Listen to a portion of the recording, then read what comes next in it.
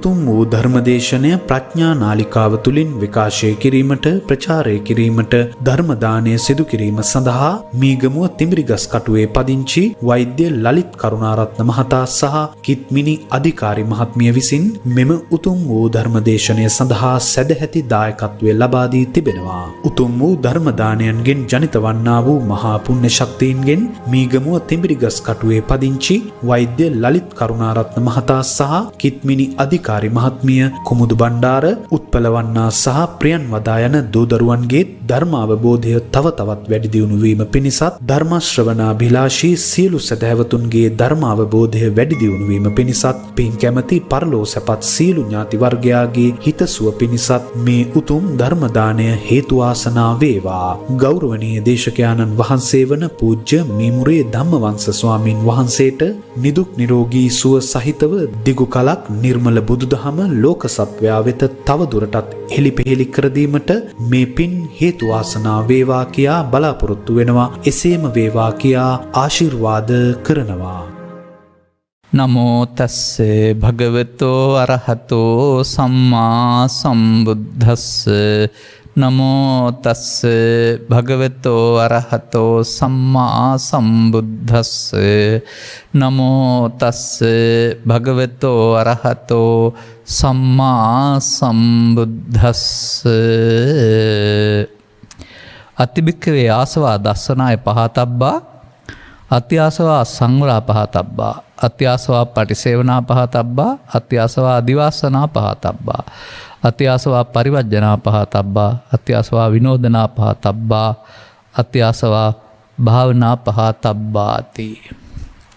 ධර්මානුශාසනාව සඳහා සදහැවර අනුග්‍රහ දායකත්වය ලබා දුන්නා වූ පින්නතුන් ප්‍රමුඛ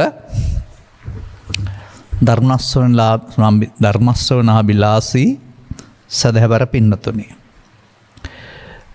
මාතෘකාව සබ්බාසව සූත්‍රය ඇසුරින් ගැඹුරු දේශනාවක් කරන්නේ නම් මැනවි. දසනා පහතබ්බා කොටස නොව ඉතිරි ආශ්‍රව කොටස් ටික ගැඹුරින් විමසන ආකාරය පහදා දෙන්න. එමයි ඉල්ලීම. මේ දේශනාව පැය කීපයක් හරි අරගෙන විස්තර සහිතව කරන අදහස මගේ ලේඛනයේ තිබුණා. නමුත් මේ ඉල්ලීම ඉටු කරන්න ගියොත් එතරම් එහෙම විස්තර කරන්න වෙලාවක් ඉන්නේ නැහැ. ඒ නිසා දැනට අපි මේ ටික විස්තර කරලා තව දවසක ඕන නම් එහෙම කතා කරමු. ඒ අනුව මේ මජ්ක්‍ධිම නිකායේ මූල පරයය වර්ගයේ තිබෙනා වූ දෙවෙනි සූත්‍රය සබ්බාසව කියලා නම් තියලා තියෙනවා. ඔය සබ්බාසව කියන එකේ තේරුම මේ සියලු දුක් වලට හේතු කියන එක. ආසව කියන්නේ ඔය කෙලෙස් නැත්තම් දුක් වලට හේතු. එතකොට ඒවා බැහැර කරන සියලුම කෙලෙස් බැහැර කරන ක්‍රමය කියලා තමයි මේකට කියන්න තියෙන්නේ. ඉතින් ඒකෙදී දස්සනාය කියන වචනේ පැහැදිලි කරලා තිබෙන්නේ කෙලින්ම සෝවාන් වීම කියන එක. එතනින් එහාට තමයි මේ ආසවශය කරන්න පුළුවන් කියලා මම කියන්නේත් ඕක තමයි. ආසවක්ඛය ඥානය තුල සිදුවෙන ඕන කාරණා ටික තමයි මේ පැහැදිලි කරලා තිබෙන්නේ. ඉතින් ඒකට මම වචනයක් පැහැදිලි කරන්නම් කොමක්ද මේක කියලා. ඔබ නම් සක්කාය දිට්ඨි සීලබ්බත පරාමාස කැඩෙන්න ඕන කියලා කියාවි. මේකේ පෙන්නනවා ඊට වඩා වෙනස් විදිහක්.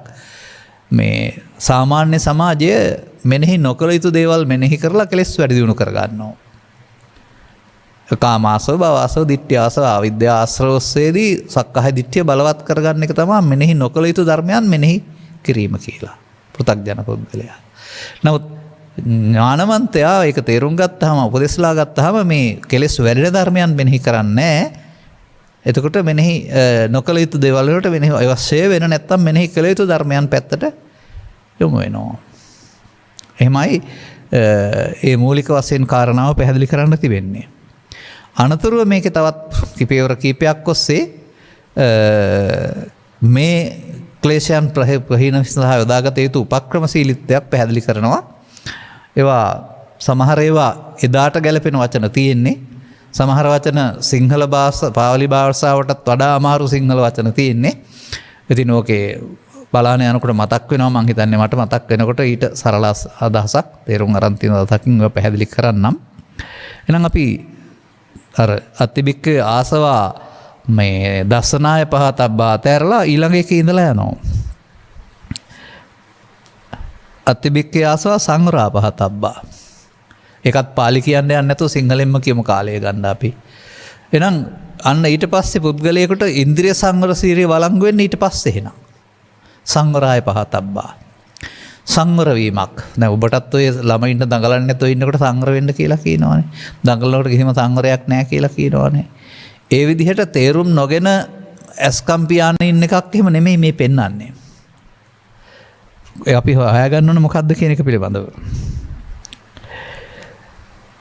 මේක නම් පැහැදිලි කරන්නේ පැවිද්දන් සඳහා. නමුත් නිවන් මඟ එලි කරගන්න ඕන කෙනෙක් අවශ්‍ය ඕන කෙනෙක් සඳහා නුවණින් සලකා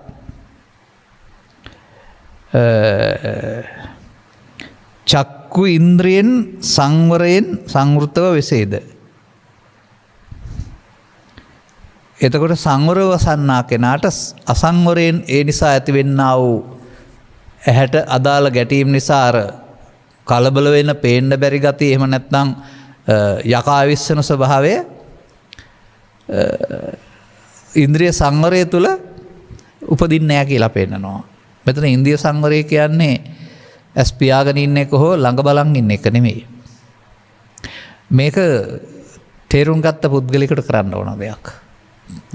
දැන් මේ ඉන්ද්‍රිය කියන්නේ ප්‍රධානත්වය. එතකොට වැලීමට ප්‍රධානත්වය ඇස තුළ තියෙන්නේ. නමුත් අපි බලනවා කියලා කියන එකේ ඇත්ත සිද්ධිය බාහිර දෙයක් ආශ්‍රයෙන් අපේ හිතේ තියෙන දේ එළියට එන එක.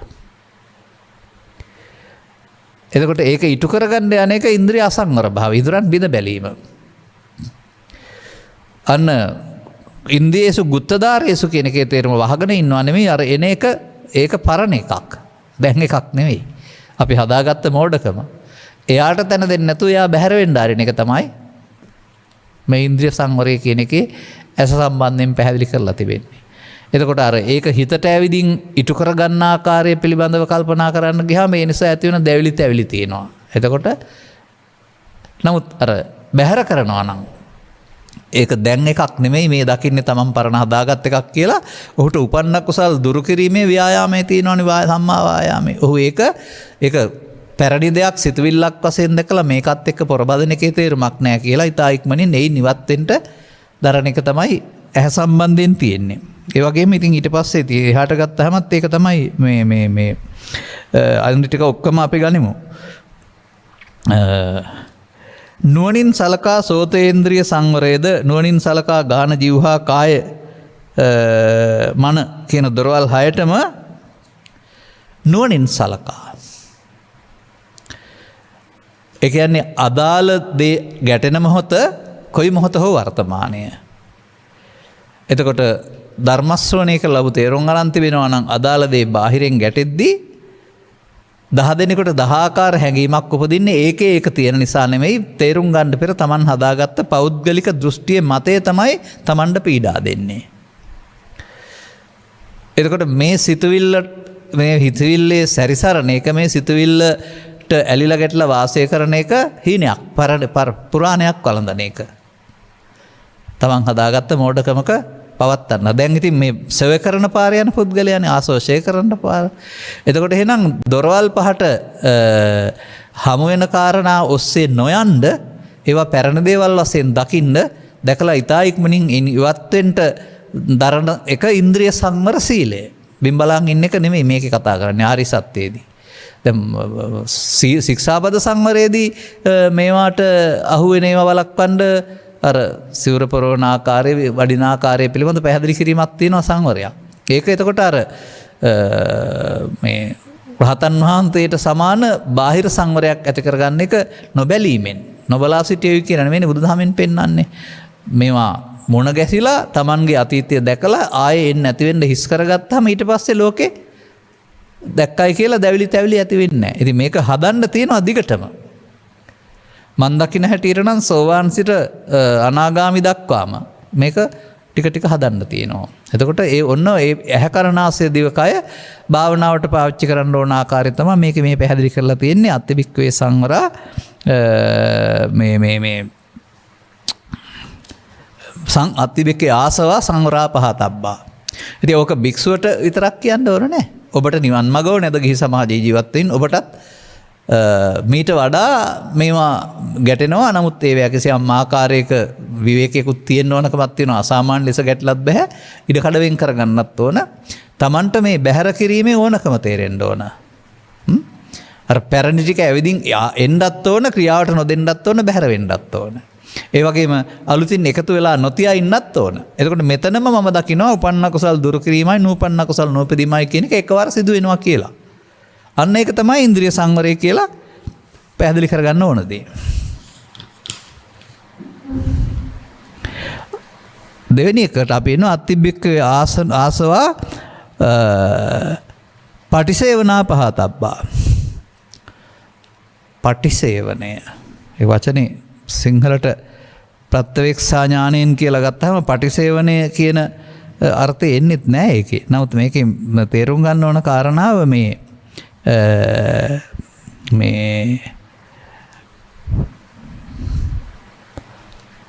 මූලික අවශ්‍යතා ටිකක් තියෙනවා අපිට.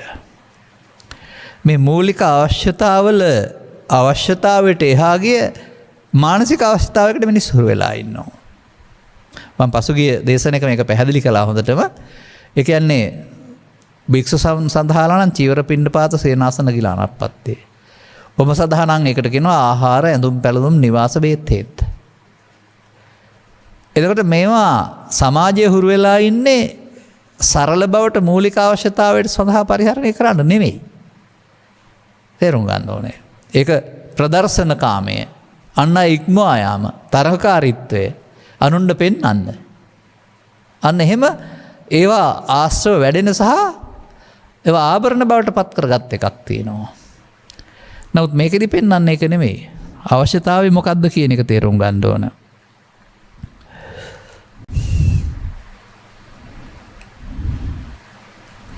දැන් සිවුරු පරිභෝගය සම්බන්ධයෙන් පැහැදිලි කරන කාරණා ඔබටත් හරියයි.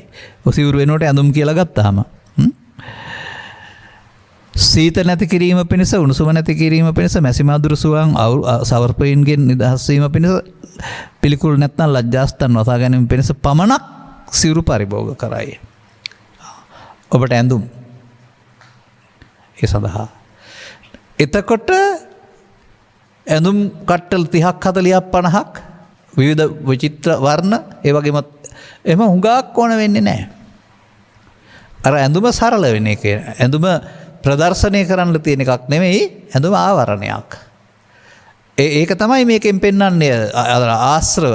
දැන් අනිත් කෙනා කඩෙන් ගවමක් ගෙනාවා, මටත් ඒකක් ඕනේ කියලා. අර මට මතකයි අර මගේ ළමා කාලේ මේ ගීතයක තියෙනවා මිනිගවුමට හදපු උපහාස රසයක මිනිගවුමක් කියලා ගෙන්න ඕන කියලා නෝන අඬනවයි කියලා. අන්න ඒ වගේ අනිත් අය කරන නිසා මටත් ඕන කියලා ඔබට හිතෙන්න පුළුවන්, ස්වාමීවන්ට කරදර කරන්න පුළුවන්. ඒ මූලික අවශ්‍යතාවයෙන් බැහැර වුණාම එතකොට ඒක මමත්වයේ ප්‍රදර්ශනය කරන අංගයක් වෙනවා. ඒකයි මේකේ තේරුම් ගන්න ඕනේ. මේ ප්‍රත්‍යවේක්ෂා ඥාණයෙන් කියන්නේ මොකටද ඇඳුම් අඳින්නේ? අන්න එතකොට උපරිම වියදම අඩු වෙනවා. අනවශ්‍ය ප්‍රදර්ශන කාමය අඩු වෙනවා, තරගකාරීත්වය අඩු වෙනවා. මේ සියල්ලම කෙලෙස්නේ. ඊළඟට දෙවෙනි කාරණේට ආපම ආහාර. ආහාර සම්බන්ධයෙන් මේකේ තියෙනවා ක්‍රීඩා පිණිස නොවේමය, පුරුෂාලංකාරය පිණිස නොවේමය, හුදෙක් ශරීරයාගේ පැවැත්ම පිණිසමය, යැපීම පිණිසමය, බඩගිනි වැළැක්වීම පිණිසමය, බ්‍රහ්මචර්යයට බ්‍රහ්මචර්ය අනුග්‍රහය කියලා තියෙන්නේ රැකීමට අනුබලයක් පිණිසමය. දැන් සමාජයේ ගත්තොත් ආහාරය සඳහාද? ආහාරය ශරීර වර්ධනයට, මදය පෙන්වන්නට, එහෙම නැත්නම් අංගෝපාංග වර්ධනය කරගන්නට, ඒ වගේම තව පැත්තක් ගත්තාම ආහාරය මේකේ රසය පෙන්වන්නෙම නෑ. මේක ගුණේ විතරයි පෙන්වන්නේ. නමුත් ආහාරය වර්තමාන සමාජයේ ආහාරය අද නම් රහට කෑවා කියන්න පුරුදු වෙලානේ තියෙන්නේ. ඇත්තටම ආහාරයේ ගුණට කෑම. රසය දිවේ ගෑවෙනක පමණක් දැවෙන අමතර සිතුවිල්ලක් පමණයි. ඒකේ උදව්වක් තියෙනවා ජීර්ණ පහසුව සඳහා කේට ගන්තිය ක්‍රියාත්මක කරලා අවශ්‍ය එන්සයිම ලබා දීම.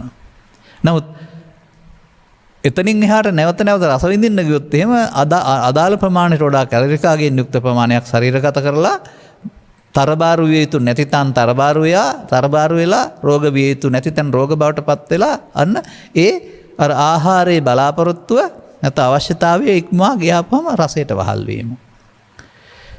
ඒ වගේම මම දකිනවා සමහර විට මෙහෙමත් ඔය සාමාන්‍යයෙන් තරම් පත්කමක් නැතුව ජීවත් වෙනකොටත් ආහාරය අරන් ජීවත් වෙනවා. නමුත් මුදල් හදල් අත ගැසෙනකොට එහෙම වැලි වෙලා ඊට පස්සේ ඊට වඩා අර පෝෂ්‍ය පදාර්ථ ඉහළ ගිහින් තරබාරු විය යුතු නැති අයම ඕනට වඩා තරබාරු වෙලා ඉන්නවා. එතකොට අර ආහාරයේ පමණ දැන වැළඳීම කියන සීමාවෙන් එක්මවා ගිහිල්ලා තියෙන්නේ. ඉතින් මේක පැවිද්දන් සඳහා දේශනා කරලා කිය ගන්න එපා. හැමෝටම අදාළයි මේක කාරණාව. ඔබේ නම් එහෙනම් ආහාරයේ මූලික අවශ්‍යතාවයේ රසය නෙමෙයි ගුණය සහ ඒකේ ප්‍රමාණවත් බව. Tamanගේ නූතන වෛද්‍ය විද්‍යාව පෙන්වන උසට මහතට ගැලපෙන බරක් තියාගන්න ඕනයි කියලා. ඒ සඳහා අවශ්‍ය ආහාර වේල් ගණන සහ එහි බර හෝ කැලරි කාගය ඔබ තේරුම් ගන්න වෙනවා. නමුත් මේ මට්ටමේ මේ නිවන් මාර්ගට උදව් වෙන පාර අපි කතා කරන්නේ. අනිත් අය ඕන දෙයක් කරගත්තාට ඒක විපාක වුන් විඳීවි. නමුත් අපි මේ සබ්බාසව ප්‍රහාණය පිණිසනේ. ඒ නිසා එහෙම තේරුම් ගන්න වෙනවා ඒ කාරණාව. එතකොට ඒ අපි කතා කළේ ආහාර ඇඳුම් පැළඳුම් නිවාසත් එහෙමයි. දැන් එක්කෙනෙකුට එක කාමරයයි. එතකොට කුස්සියයි සාලේ තිබුණාම ඇති වෙනවා. දෙන්නෙකුට දෙකක්, තුන් දෙනෙකුට තුනක්. මේ විදිහට නිවාසය කියන්නේ අවුවෙන්, වැස්සෙන්, පින්නෙන්, සීතලෙන්, මැසිමදුරෙන් ආරක්ෂා වෙන්න හදාගත්ත ආවරණයක් නේ. එතකොට ඒක කාලයට ගැලපෙන ආකාරයට, Tamanගේ වත්කමට ගැලපෙන ආකාරයට. නමුත් නිවාසය අන් අයට පේන ආකාරයෙන් තරඟකාරීත්වය හදන්න, නිවාසය අන් අයකට වඩා ලස්සන කරගන්න, නිවාසය Tamanගේ පමණට වඩා 5 ගුණයකින් 10 ගුණයකින් හදන්න, Tamanගේ වත්කම් මියදම් කරන්න. එහෙම නැත්නම් අක්කර භාගේ පුරාම ගයක් හදන්න. එතකොට මොකද්ද?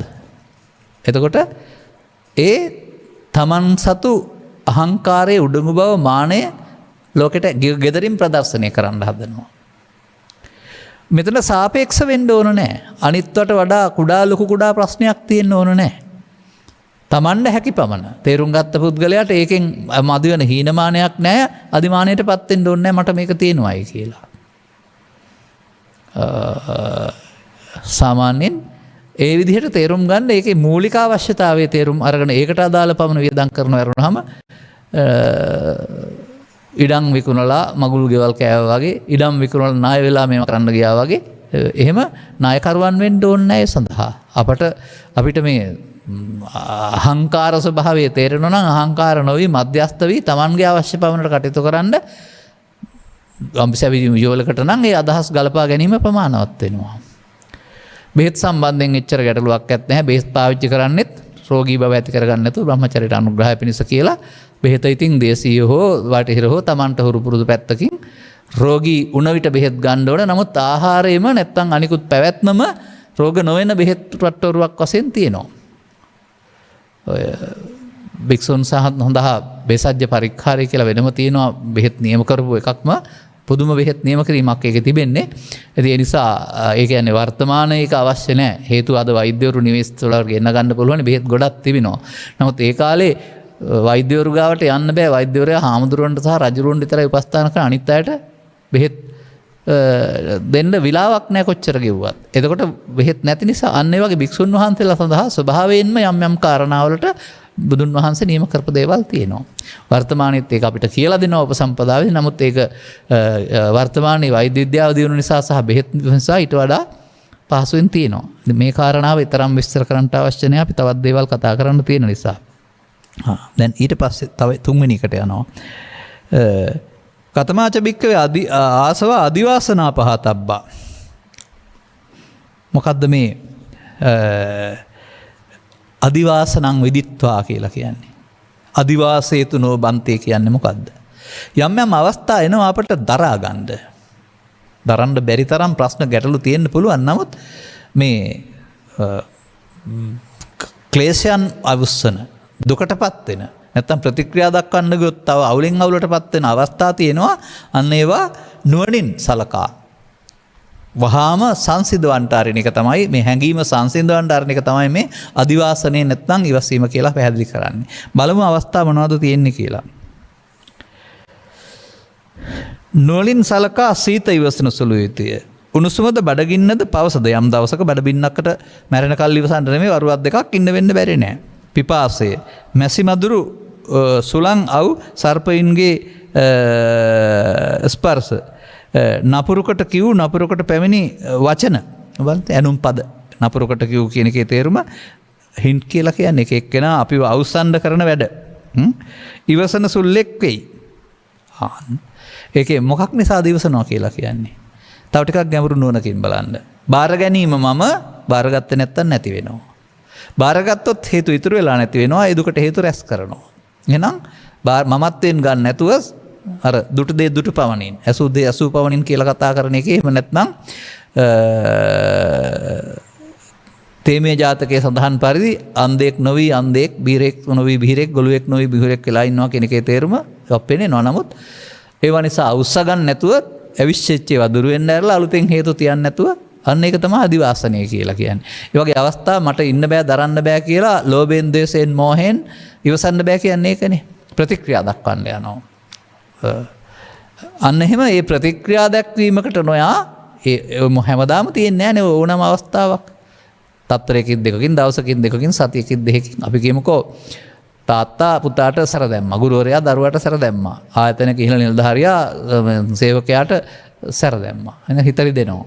මං ඉන්නේ මෙතන යනවා අස්සලා යනවා ජීවිතේ නැති කරගන්න. අන්න අදිවාසනයක් නැහැ. ඉතින් ඔගේ හෙට උදේට නැහනේ. අද නිදාගත්තාම ගණන් ගන්න නැතුව.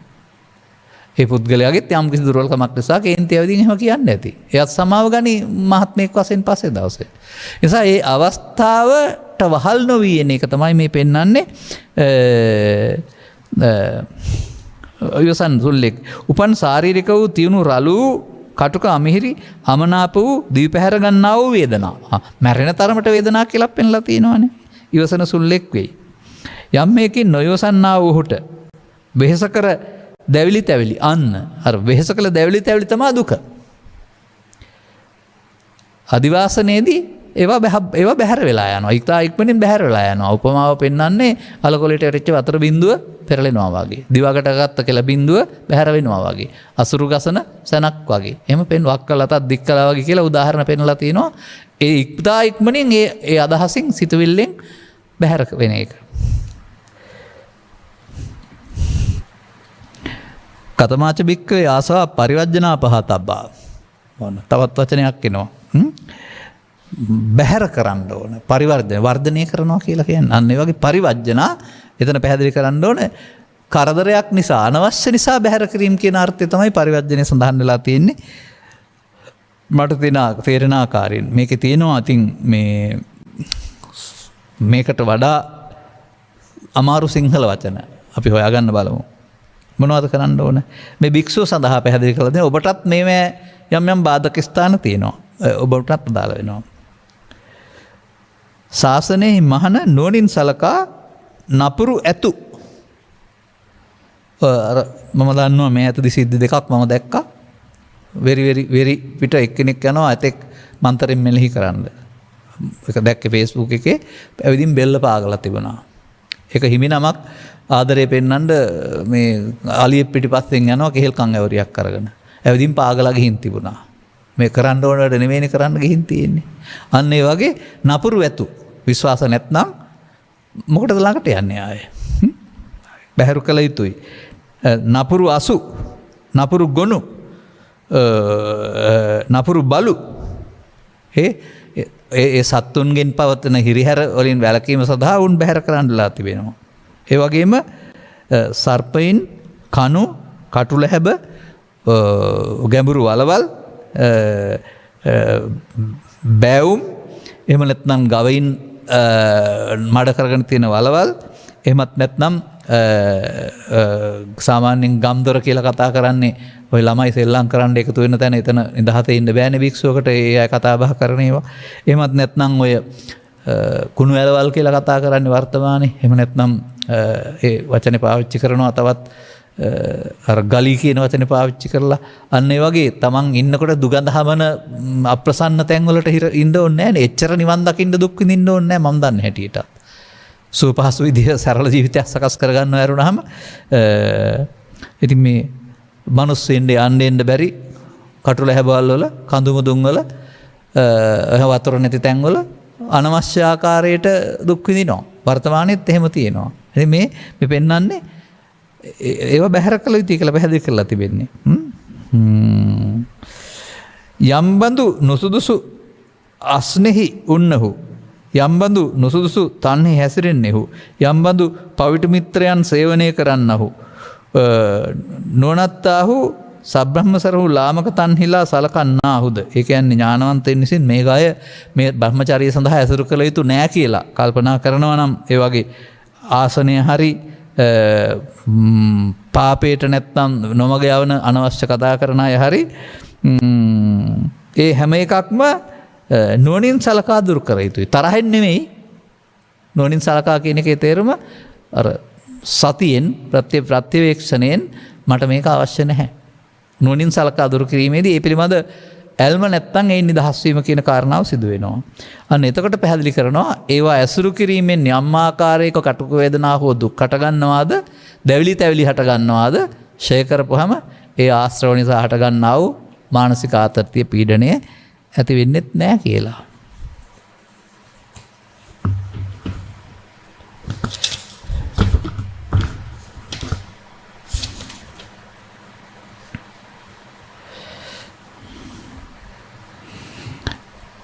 කතමාච බික්කවේ ආසවා විනෝදනා පහතබ්බා.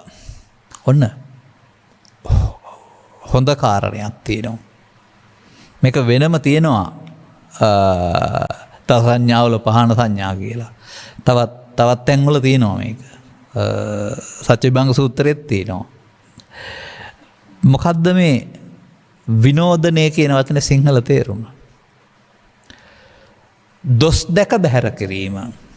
ආදීනය දැක බැහැර කිරීම. ඒකෙන් සිදුවෙන අයහපත කරදරය දැනීම තුළින් ඒක අතහැරලා දාන්න ඕන. එතකොට ඒකේ අනාගත විපාකයේ ඒකේ දෝෂ දර්ශනය අපිට නුවණට පේන්න ඕන. ඒ පෙනීම තුළින් අපි ඒවට එකතු වෙන්නේ නැතුව ඉන්න වෙනවා. කුමක්ද?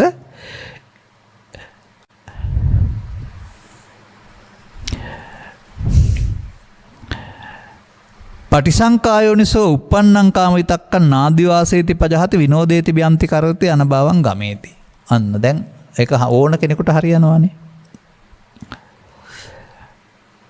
නුවණින් සලකා උපන් කාම විතර්කය නාදිවාසේති කියන එකේ තේරුම සිතේ පවත්තන්න නැතුව ඊතා ඉක්මනින් බැහැර කරන්න ඕන කියලා. එතකොට කාම විතර්කය කියන එකේ තේරුම මොකද්ද? ඔබට මේ වන විට මේ කාමයන් හුරු වෙලා තිබුණා නම් ඒවා ඉටු කරගෙන පුරුදු නම් නැත්නම් ඒ පිළිබඳ බලාපොරොත්තු තියෙනවා නම් මේ කාමයන් ඉටු කරගෙන යන පුද්ගලයා නීත්‍යානුකූල කාමය හෝ එහෙම නැත්නම් සදාචාර විරෝධී කාමය හෝ අදහසක් ඇති වුනහම ඒක ඉටු කරගන්න ප්ලෑන් ගන්නවා. අනිත් ගෙදරට හොරින්, අනිත් අයට හොරින්, සමියට බිරිඳට හොරින්, සැමියට හොරින්, එහෙම නැත්නම් සමාජයට හොරින්, නීතියට හොරින්. අන්න. එතකොට මොකද කරන්නේ? ඒ හිතින් සැලසුම් ගහනවා. එතකොට ඒ මොකද කරන්නේ? අදිවාසනය. දැන් මේක කරගන්න පුළුවන් වෙයි. නමුත් ඔය පෙන්වන්නේ Facebook වල නැත්නම් යම් තැන්වල පින්තූරات එක්කලා මේවට අහුවෙච්ච ඒවායේ. තහනම් ගස්වල ගෙඩි කන්න ගියාවම කොතනින් හරි ලීක් වෙනවා. ඊට පස්සේ ඒක ආපහු එනවා.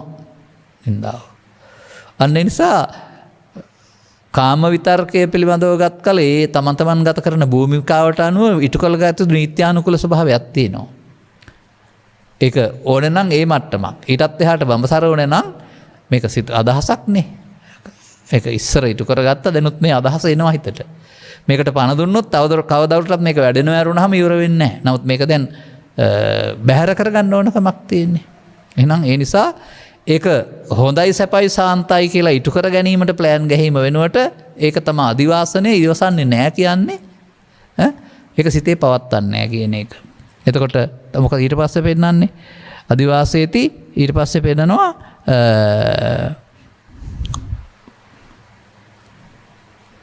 පජහති. පජහති.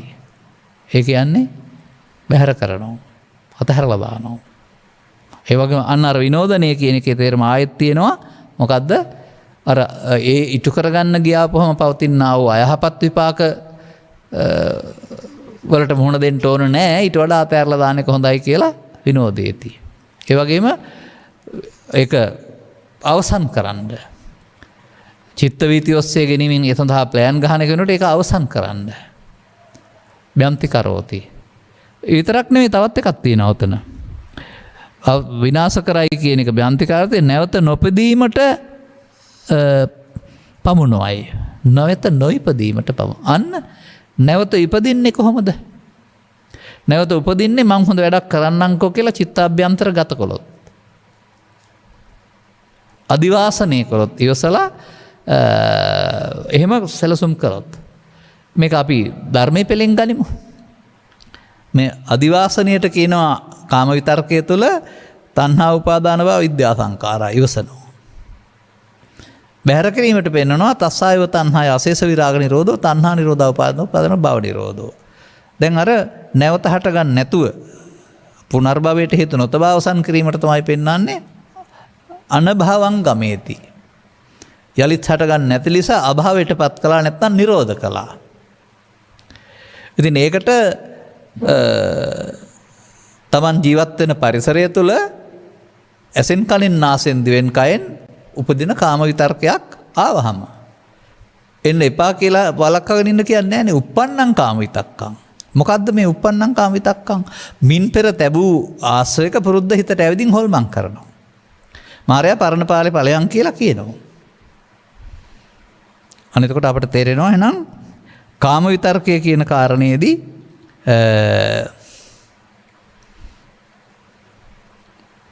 දැන් මේකේ කාමාවචර ලෝකවල උපදින්න නම් මේ කාම විතර්කය කියන පැත්ත පුණ්‍යක්‍රියා පැත්තට අරගෙන ගත්තාම ඒක මරණින් මතු මිනිසුන් අතරට හෝ දෙවියන් අතරට හෝ උපදින ආශ්‍රයයක් විදිහට බලපානවා. නමුත් දැන් අපි යන්නේ ආශ්‍රය කරන්න නම් අපිට කාම උපාදාන කාම විතර්ක ඉවසලා හරියන්නේ නැහැ. එතකොට උපදින වෙලාව ඇසෙන්ද කනෙන්ද නාසෙන්ද දිවෙන්ද කයෙන්ද හැමෝටම සමාන නැහැ. තම තමන් එකතු කරගත්ත ප්‍රමාණයට අනුව. uppannam ව්‍යාපාද විතක්කං නාදිවාසේති පජහති විනෝදේති බ්‍යන්ති කරෝති අනභවං ගමේති. මේක නම් හොඳට දැනෙනවා. තමන්ගේ හිතට කල්පනාවක් නිසා හරි ගැටීමක් නිසා හරි ඇඟ රත් වෙනවා. එහෙම නැත්නම් ලේ රත් වෙනවා. නැත්නම් යකා එනවා කියන වචන වලින් මේ හිතට ආපු සංසුන් ස්වභාවයේ බිඳහරන මේ මාර ස්වභාවය තේරෙනවා ව්‍යාපාද විතර්කය. දැන් ව්‍යාපාද විතර්කයේ සංසාරේ පුරුදු කරේ කොයි පැත්තටද කියලා බලා ගන්න. පෘථග්ජන කිසිවෙක් ඔය සාමාන්‍ය පවට බය අය සහ ගුරුවරු හෝ මව්පියන්ට ගරු කරන අය වශයෙන් මෙහෙම සලකා බලා අතහරිනව ඇරුණාම අම්මා කියන නිසා ගුරුවරයා කියන නිසා මම ඕක කරන්නේ නැහැ කියලා සත්‍ය දැනගෙන නෙමෙයි ඔවුන්ට කරන ගෞරවයක් වශයෙන්. එහෙමත් නැත්නම් හැමෝම මොකද කළේ ව්‍යාපාද විතර්කය එලිපිට හෝ රහසින් ඉටු කරගන්න බලන්නේ. තරහව ව්‍යාපාද විතර්ක කියන්නේ තරහව කියන එක තරහව වෛරය ක්‍රෝධය කියන පැත්ත කියන එක එලිපිට හෝ රහසින් හෝ තමන්ට පුළුවන් මොනම අවියක් හෝ යොදා. ඒක අතපය ශක්තිය වෙන්න පුළුවනි, මන්ත්‍ර ශක්තිය වෙන්න පුළුවනි, දේශපාලන බලය වෙන්න පුළුවනි, තවත් අවියක් වෙන්න පුළුවනි, තවත් කෙනෙකුට කීම වෙන්න පුළුවනි. එහෙම නැත්නම් කල්ලිදී කොලියට මෙනී මැරීම වෙන්න පුළුවනි. මේ සමාජයේ. එහෙම ඒ විතර්කය පහ කරගෙන සතුරු වෙන්න හදන්නේ ඒකෙන් තවත් කෙනෙකුට ගින්නක් දීලා. මේ පෘථග්ජන මනසේ හැටි. ඒක තමන්ගේ චිත්තාභ්‍යන්තරයට ඇතුළත් වෙන බව, ව්‍යාපාද විතර්කයේ වැඩෙන බව, කවදා හරි දවසක මේකට වන්දිත් එක්ක හම්බ වෙන බව. මම සාමාන්‍යයෙන් තේරෙන්න කියන්නේ මෙහෙමයි. දරුවෙකුට අතවරයක් කළොත් තමන්ගේ දරුවෙකුට ඒක අවිදින් තමන්ට විඳින්න වෙනවා. අන්න එහෙමයි ආපහු වෙන්නේ. සතෙකුට ගිනි ගෙඩියක් දුන්නොත් ඒක ආපහු තමන්ට ගිනි ගෙඩියක් වෙලා ආපහු වෙනවා. ඔය පත් කතන්දර ඕන තරම් තියෙනවා මගේ ළඟම කතා කරන්න. සතෙකුගේ ඇස් අන්ධ කළොත් තමන්ට ඒක ඇස් අන්ධ දැවිල්ලක් විදිහටම ආපහු වෙන්න පුළුවන්.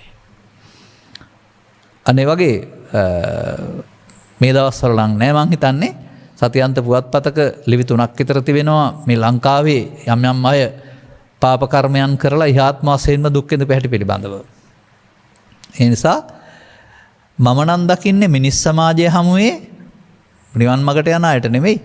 බෞද්ධ ඕනෑ කෘතඥ සමාජයටත්. ව්‍යාපාද විතර්කය කියන්නේ භාවිතා නොකළ යුතු අවියක්. මිනිසත්කම හමුවේදී ව්‍යාපාද විතර්කය පාවිච්චි කරන්නේ වෙනත් අවියක් පාවිච්චි කරන්න උත්තරන සත්තු. කාගන්නවා මරාගන්නවා කියලා කියන්නේ. අපිට මේක තියෙන්නේ බැහැර කරන්න. එහෙනම් ආපු මොහොතට ඒක පදනම් කොටගෙන සැලසුම් කරන්න යනවා නම් අදිවාසයේදී. ඒ සිතේ විනාඩියක් දෙකක් හරි පැයක් හරි හිට වෙනකන් හරි පවත්වනවා නම් අදිවාසනයේදී. ඉතා ඉක්මනින් ඉවත් වෙන්න ඕනේ. මොකද හිත කියන එක තියෙන්නේ නැහැනේ. අපිට ඕනකමක් තියෙනවා නම් බැහැර වෙන්න අතහැරලා දාන්න. අර ප්ලෑන් ගහන එක තුළ සැලසුම් කරන්න යනක බැහැර කරනවට කියනවා පජහති. අන්න අර ඒක තුළ සංසාරික විපාක සහ නීතිය විපාක සහ අපහාස විපාක කියන සියලු දේවල් දකින්න නුවණ තියෙනවා නම් නුවණින් විනෝදේති. විතර ඒ වගේම අවසන් කරන්න ඕන. ඒක තියෙන්න ඕන ද්වේෂක්ඛය නිබ්බානන්නේ. පවත්තන්න ගියොස්සේ වෙන්නේ නැහැ. අවසන් කරන්න ඕන කොහොමද? ආපහු අනභවං ගමේති. මේ ප්‍රහීන මේ ආසවක්ඛය ඥානය ක්‍රියාත්මක වෙන්න ඕන ආකාර කීපයක් තමයි මේ පෙන්වන්නේ. එතකොට මෙයා කවුද මේ පුද්ගලයා මොන ඇඳුමින් හිටියත් පටිසෝතගාමියා. අර එකතු කරගත්ත කෙලෙස් කන්දේ ඉඳගෙන බිඳුව දක්වා පල්ලෙහාට බස්සන යන කෙනා. ඇලෙන කරුණු 100 ඉඳගෙන බිඳුව දක්වා පහළට යන කෙනා. එතකොට ඔහුට කාම විතර්කයේදී භාවනාව දැක්ක කියන එක හරි ආවා කියන එක හරි නෙමෙයි. එයම ප්‍රතික්‍රියා නොදක්වා සංසිඳවන එක. ව්‍යාපාද විතර්කයේදී භාවනාව එහෙට හසු වී ප්‍රතික්‍රියා දක්වන්න නොයා ඊතා ඉක්මනින් ඉන් බැහැර වෙන එක. දැන් මේකට කියන නම තමයි මේ uppannam කාමිතක්කම් ව්‍යාපාද විතක්කම් නැත්නම් ලෝභ දේශ කියන අදහස් දෙකේදී ඒ හැඟීම ඉටු කරන්න යාම තුළ තමයි ඉටු කර ගන්න යාම තුළ තමයි ඒතන් මම ඒතහමස්මින් ඒසෝ මේ අත්තා කියන මතය බලපාන්නේ. එහෙම හිතන්නේ නැහැ කවුරුත්. කරගන්න යන්නේ කවුද? මමත්වෙන් අරගෙන. නමුත් මමත්වෙන් ගත්තේ නැත්නම් කරගන්න යන්නේ නැහැ තැහැරෙනවා. ඒකෝර අනිදුක්ඛානාත්ම වශයෙන් බලනවා කියන්නේ ඒක තමයි. මම කොට අරගෙන ප්‍රතික්‍රියා දක්වන්න යාම නිත්සුකාත්ම වශයෙන් ගැනීම. නමුත් ඊතා ඉක්මනින් නිදහස් වෙන්න කාරණේක ඒ විතර්ක වල තියෙන පීඩණයෙන් නිදහස් වීම සඳහා මේ ආසව පහාණය සඳහා පාවිච්චි කරන්න ඕන ක්‍රියාමාර්ගය වශයෙන් පැහැදිලි කරලා තිබෙනවා. එතකොට දැන් අපිට දෙකක් හම්බ වුණා.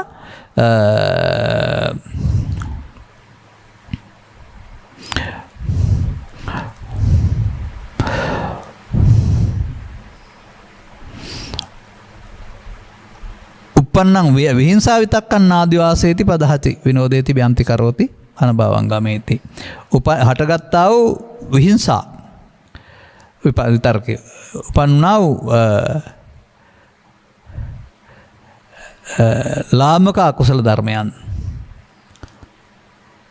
තව එහාට මොනවා හරි ක්‍රියාමාර්ගයක් ගැනීම සඳහා සිත තුළ පවත්වනවා නම් ඒක පවතින්නේ. නාදිවාසීති කියන්නේ පවත්වන්නේ නැහැ කියන එක. ඒ වගේම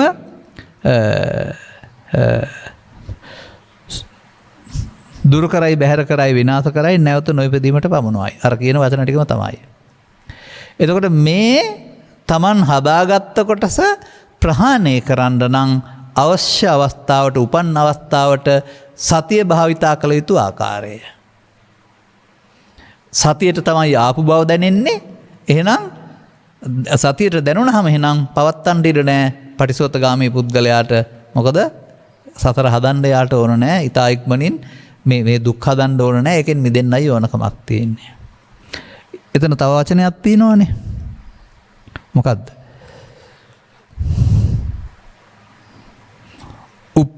uppන්නේ පාපකේ අකුසලයේ ධම්මේ නාදිවාසේති පජහති විනෝදේති ව්‍යන්ති කරෝති අනභවං ගමේති. ඒක සිංහල තේරුම් ගත්තාම තව ටිකක් ඔක්කොම එකතු කරලත් තියෙනවා.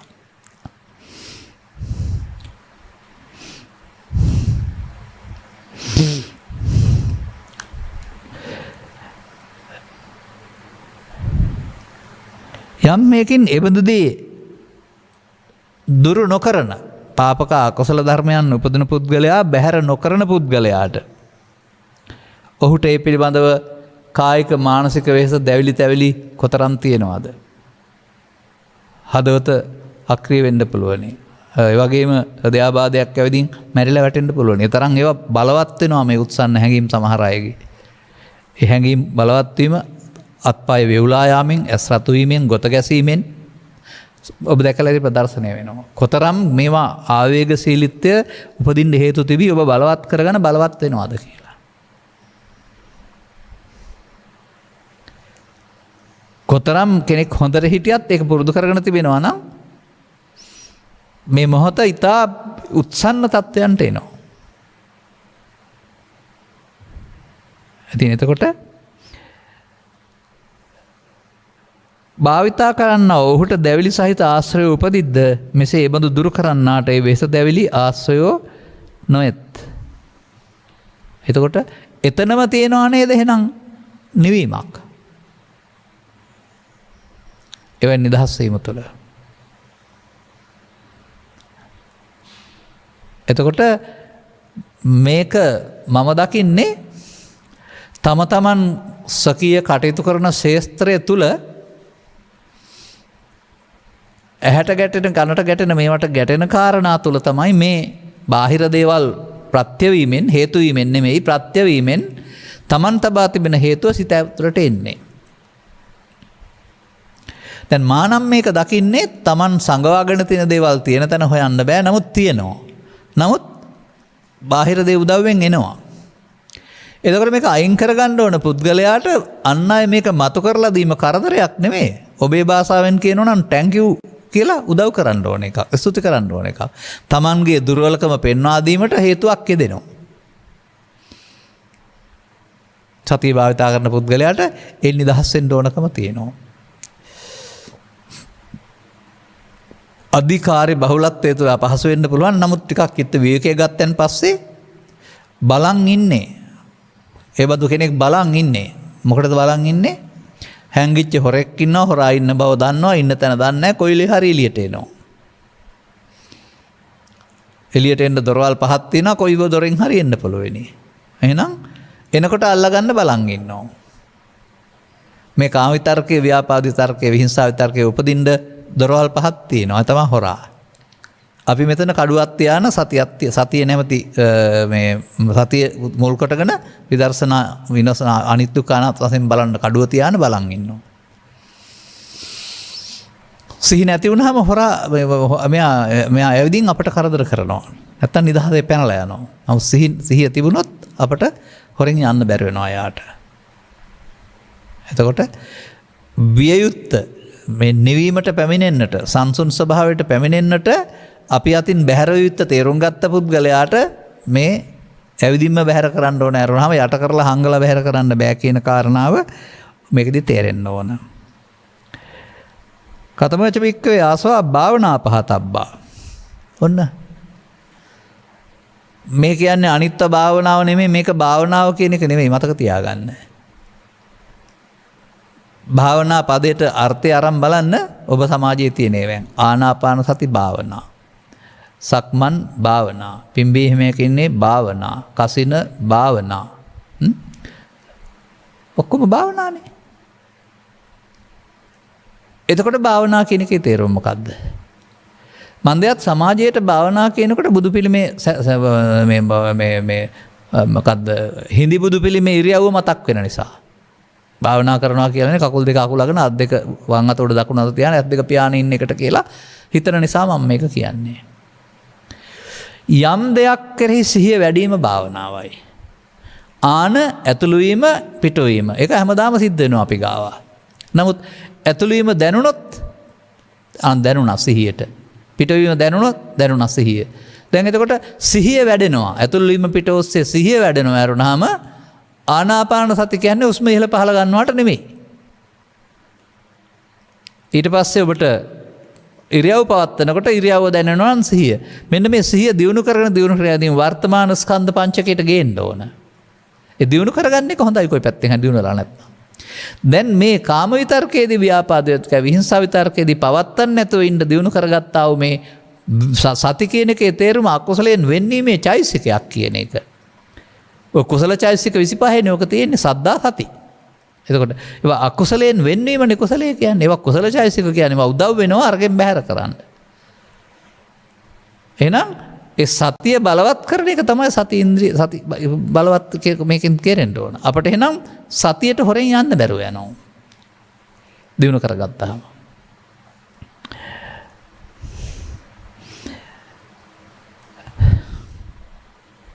ඉද බික්කවේ බික්කු පටිසංකායනසෝ සති සම්පජ්ජං භාවේති විවේක නිස්සිතං විරාග නිස්සිතං නිරෝධ නිස්සං ඔස්සග්ග පරිණාමින්. ඔන්න මෙතනත් තියෙනවා තේරුම් ගන්න වචනයක්. කුමක්ද? මේ ශාසනයෙහි නැත්තම් මේ අනුශාසනාවට ඇතුළත් වූ කෙනෙක් නුවණින් සලකා විවේකයේ විරාගයේ නිරෝධය ඇසුරු කළ කියන්නේ මොකක්ද? අර ඔබ දකින කාල පරිච්ඡේද දෙකක් අතර විවේකය කෑම විවේකය නෙමෙයි.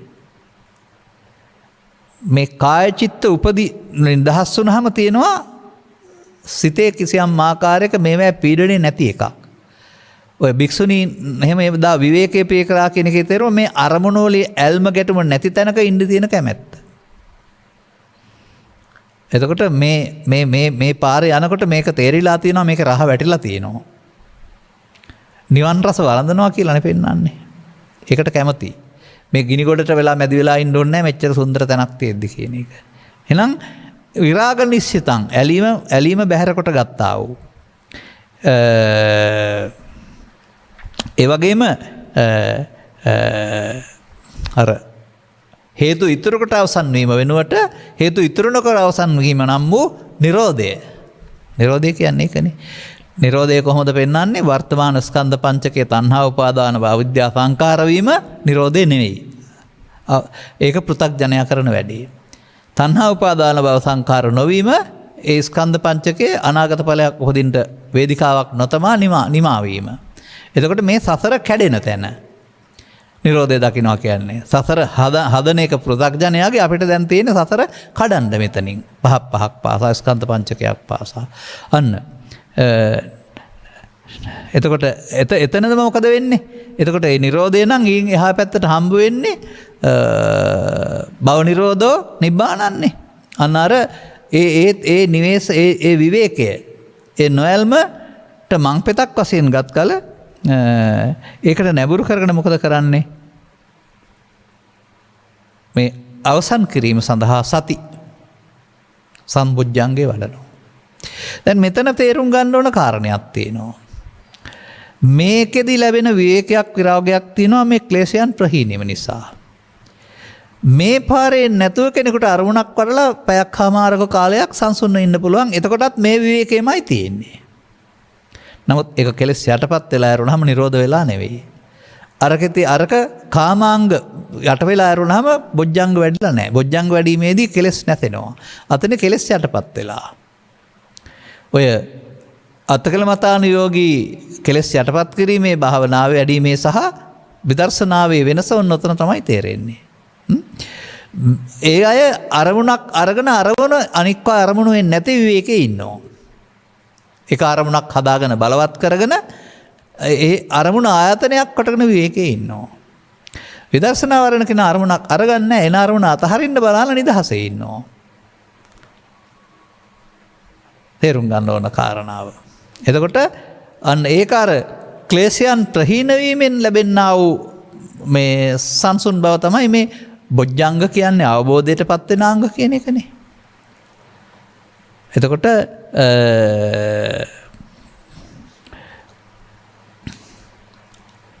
පසුගිය දේශනාවක් අරගෙන මම මේ සඳහා විශේෂයෙන් 7ම වෙනම පැහැදිලි කරපු සූත්‍රයක් තියෙනවා අපට අහන්න ලැබෙන්නේ නැති. එහෙමනම් ඊට පස්සේ අපට සතිය පාවිච්චි වෙනකොට ඊළඟට මේ ඔබට එන අදහස් තියෙනවා. කයින් වචනෙන් සිතින් යම් යම් ක්‍රියාකාරකම් සම්බන්ධයෙන් ආගම ගැන වෙන්න පුළුවන්, ජාතිය ගැන වෙන්න පුළුවන්, අනාගතය ගැන වෙන්න පුළුවන්. එහෙම නැත්නම් තව ආයතන ගැන වෙන්න පුළුවන් අදහස් වෙනවා. ධම්ම විචය.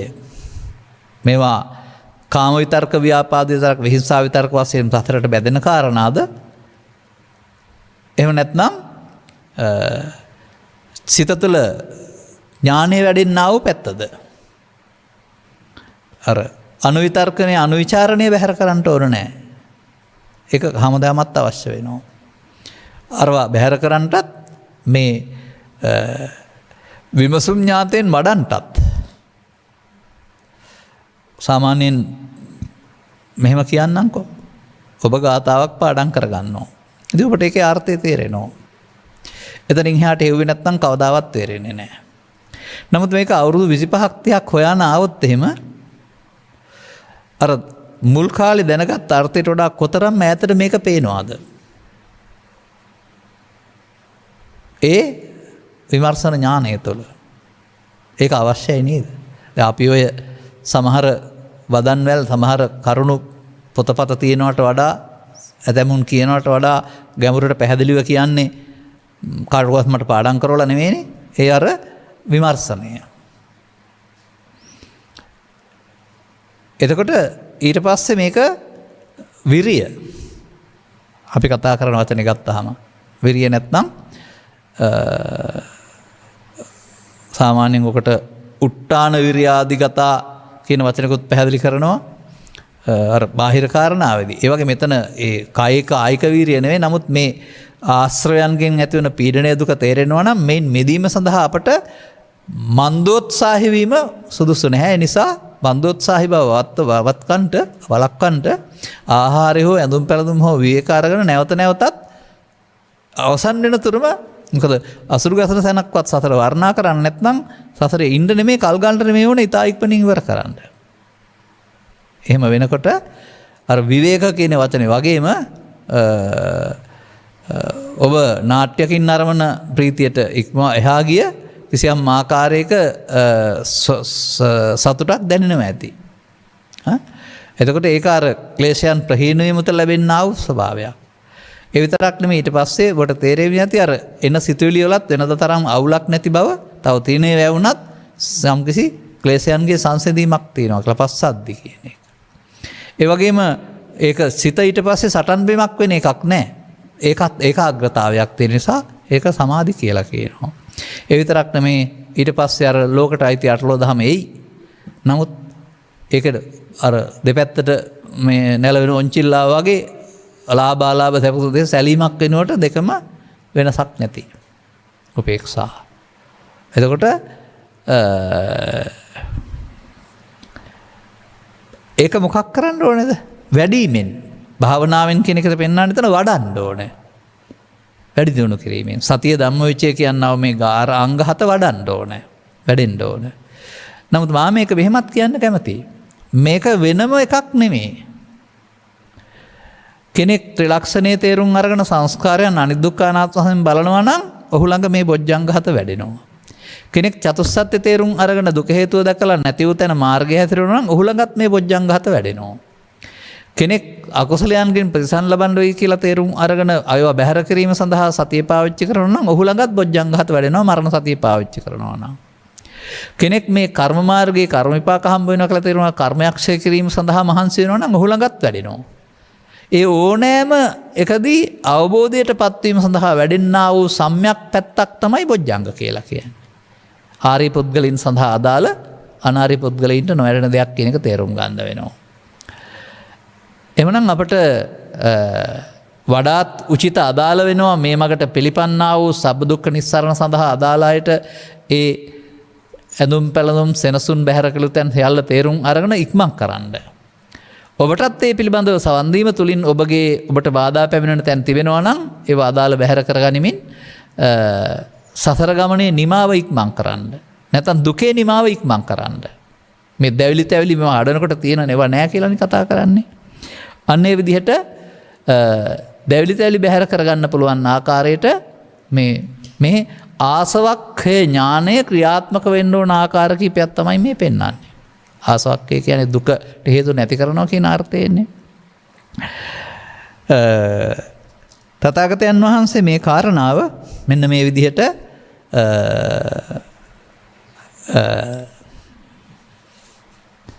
භික්ෂුන් වහන්සේලා අමුතලා ප්‍රකාශයක් මගින් කලා අපි ඒක මුලින් ගත්තේ නැහැ. අවසානයේ කාලය අවසන් වේගන නිසා ඒකට අපි කියන්න කැමති සවැත් නුවර ජේතවනාරාමේ ආයිසි වැඩ ඉන්න කාලේ වික්ෂුන් වහන්සේලා අමතලා මෙහෙම දෙයක් ප්‍රකාශ කළා. සබ්බාසව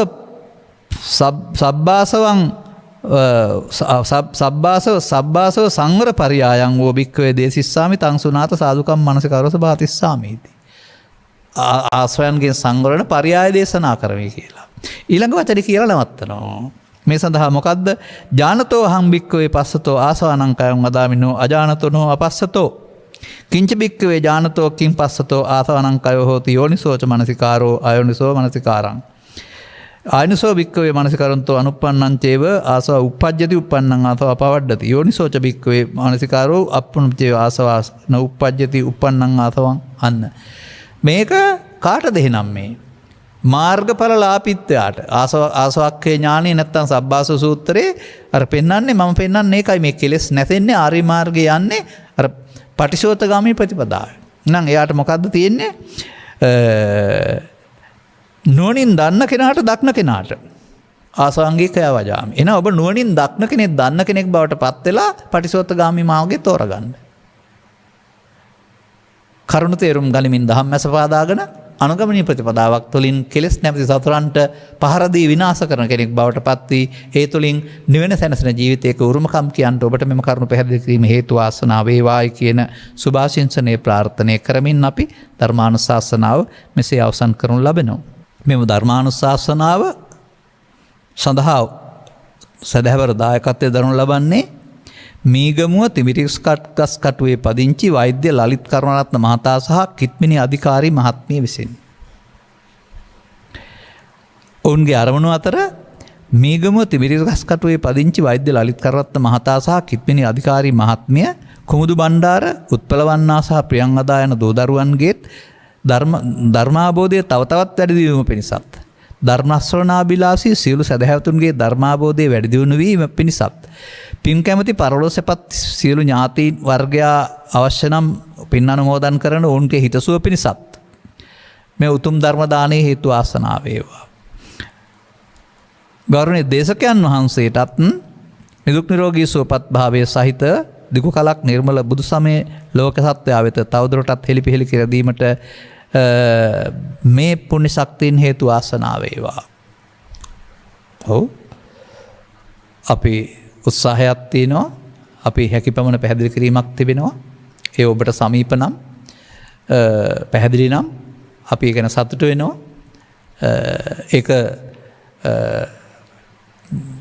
දුකින් මිදීම අරමුණු කරගෙන සසුන්ගත වුණා වූ බුද්ධ පුත්‍රින් වහන්සේ කෙනෙකුට තමන් අනුගමනය කරන එකේ තැන්සිල්ල තමන්ට තේරෙනවා නම් ඒ වගේම මේ ත්‍රිපිටකයේ කියවීම තුළ මේවා සේරම ගැළපීලා තියෙනවා නම් ඒක පැහැදිලි කරන එක අයිතියක් උරුමයක් යුතුයකමක්. ඒ නිසා ඒක පිළිගැනීම පිළිබඳව බොහෝ බාධක මැද්දේ නැත්තම් බොහෝ විචේචන තිබියදී ඒ කියන්නේ ඒවා පිළිගැනීම තේරුම් ගැනීම ඔබේ වාසනාවට හේතු වෙනවා ඔබේ බුද්ධිය දියුණු වෙන්න හේතු වෙනවා. ඒ නිසා මෙබඳු ධර්ම දේශනාවක මූල්‍යදායක දැරීම පිළිබඳව ධර්ම දානයක් දීම පිළිබඳව ඔබට ප්‍රශංසා කරමින් ඔබ පැතූ පරිදි ඔබගේ අවබෝධය පුළුල් වී ආසවක්ඛ ඥානය තුළ මේ ආසව ප්‍රහීන කරන්න අවස්ථාය දේවා. පරලෝසිපත් ඥාති වර්ගයා පින් අනුමෝදන් කරගනිත්වා හැම දිනාට ගෞතම සාසනය බබලවන්ට අවශ්‍යයි. මොකද අපි මේකෙන් සංසිඳනවා නම් ඒ ගෞතම සාසනය බබලීම තමයි. අවශ්‍ය ශක්තිය ධෛර්ය ලැබේවා කියලා ප්‍රාර්ථනා කරගන්න. සබ්බීතෝ වජ්ජන්තු සබ්බ රෝගෝ විනස්සතු මාතේ බවත් අන්තරායෝ සුඛී දීඝායුකෝ බව හැම දිනාටම තෙරුවන් සරණයි. මෝහක්ඛයෝ නිබ්බානං